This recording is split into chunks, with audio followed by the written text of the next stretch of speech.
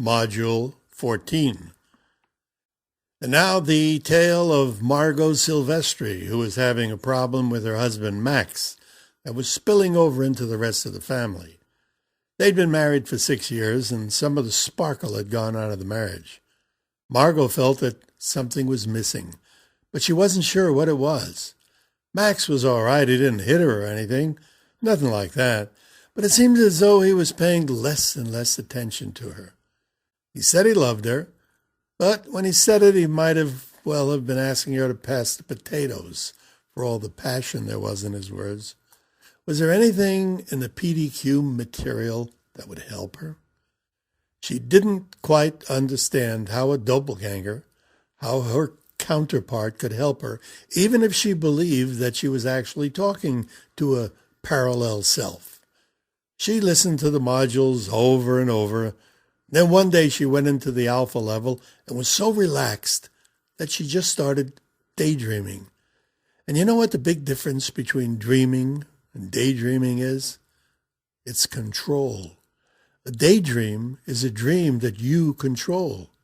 And that's why you'll often hear me say, just daydream your twin self. A daydream is a dream under control. Well, Margot suddenly felt that she was in a small hallway with a closed door in front of her. She opened the door and jumped through the doorway. Soon she imagined herself talking to her counterpart. She thought, it's not crazy, it's just a daydream. I can daydream myself anywhere. I can daydream myself on a cloud, she thought. Well, Margot touched the tip of her tongue to the roof of her mouth and mentally told her whole story to her doppelganger, who incidentally turned out to be a world-renowned psychologist. Her doppelganger self had written 17 books on the subject. Why not? She can dream up anything at all, can't she? And then Margot imagined she heard my words coming out of her counterpart. Attitude is everything. Max is responding to you pretty much the way you want him to. At first, the strongest needs of the closest of relationships were overwhelming. During your courting period, you were 100 degrees on the scale of the positive viewpoint. Your love then could brook no interference from anything. And then the needs lessened. A closeness developed, but that overwhelming energy was gone. You both sensed it, but it was strongest in Max. Suddenly, you've joined the human race. You're no longer unique. The courting period is over. And then Margot got a strong impression of her doppelganger saying, listen to the modules again. Really listen. Well, Margot had the thought, we have to communicate. And so Margot sat down with Max and asked him a question.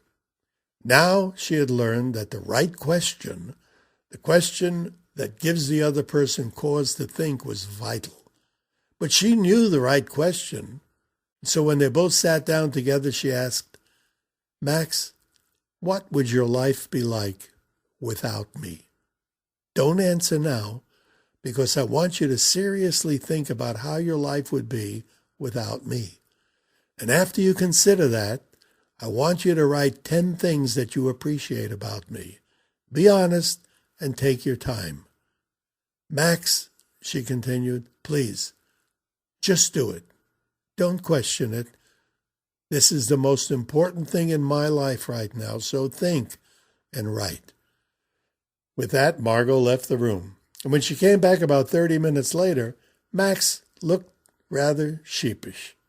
He got up, he went over to Margot, and he hugged her.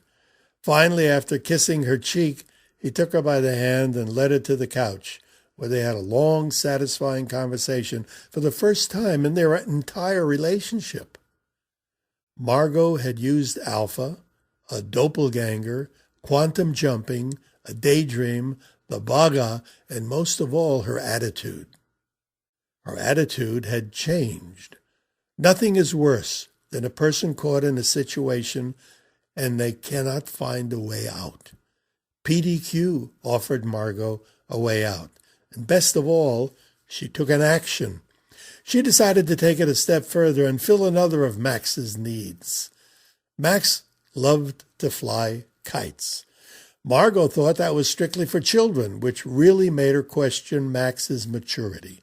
But Max loved the sport, and she determined to learn more about it. First thing she did was to do a quantum jump, and she did. Went through the door and visualized her doppelganger. It was getting easier now that she'd done it. She tried to get some information from the counterpart, but she didn't really get anything. Not a word, not even an impression. She remembered me saying everything means something if you want it to mean something. Well, she thought, maybe I don't need advice. Maybe I should just learn something about kites. She kind of felt this was going to be an important part of reconstructing her relationship with Max. And so she went on the internet and discovered that kites were in use more than 2,500 years. Wow, it started over 2 millennia ago in China, thousands of years ago. The more she researched the subject, the more interesting it became. They had actually fought and settled wars with 2 factions flying kites, trying to cut the other faction's kite down. Well, that would certainly be a whole lot better than thousands of soldiers dying. The more she looked into it, the more fascinated she got. Pretty soon she found that she knew more about kites than he did. But she was pretty smart about it. She didn't spring that on him until much, much later. She helped her husband with his seasonal kite. She helped make the seasonal kite. And she asked all the right questions. Max, he was delighted to be teaching his spouse about his other great love, kites. Pretty soon, she was good enough to make her own kite. It wasn't as grand as the one that Max made, but then again, it wasn't meant to be. Margot thought the whole thing over, and she decided to visit her twin self, her doppelganger again, to see if this time maybe she could swing a conversation out of her. Well, she was an old hand at this by now, and she just stepped through the door and got comfortable and daydreamed that she was right there with the right counterpart. This time, nothing was said, but with a sweep of her hand, the counterpart pointed to a little shop with a colorful window filled with a rainbow of papers. It was a kite shop. Well, she had a great idea, she figured. A few days later, after thinking long and hard about it, she went over to her husband. He was sitting on the couch reading a book, and she shocked him. She asked a question. He dropped the book. He looked at her. He said, "What?" She asked again. She said, "Max, why don't we open a kite shop?" Well, the end result of this story is a little kite shop that started as a hobby. And through the magic of the internet, Max and Margot are not only having themselves the time together, but their relationship has never been better. Margot asked me, what was the source foundation of that business? She thought back and she said, answering her own question, it was probably something he said or did, or maybe something I did. Margot was quiet for a long while, obviously thinking about something that had happened a few years back. I remember when our relationship started to sour. Max and I were taking a walk when my foot hit a pebble and I twisted my ankle. Margot said, I fell down, and Max wasn't a bit sympathetic. He helped me up, but, he was thinking about something else. He wasn't even concerned. I never felt the same after that. I started thinking about all the little things. That's when I decided to have that talk with him.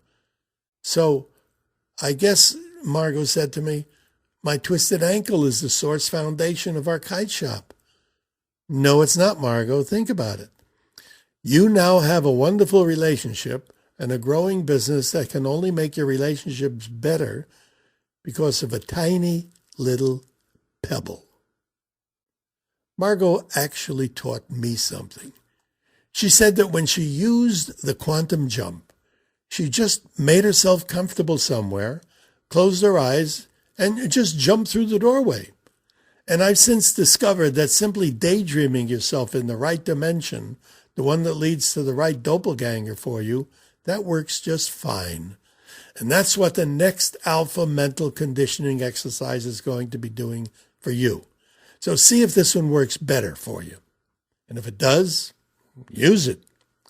Just find yourself a comfortable place where you'll be undisturbed for 10 or 15 minutes and just relax, and I'll guide you there. Now, this alpha mental conditioning exercise, a little different. Just go along with the next module. Thank you.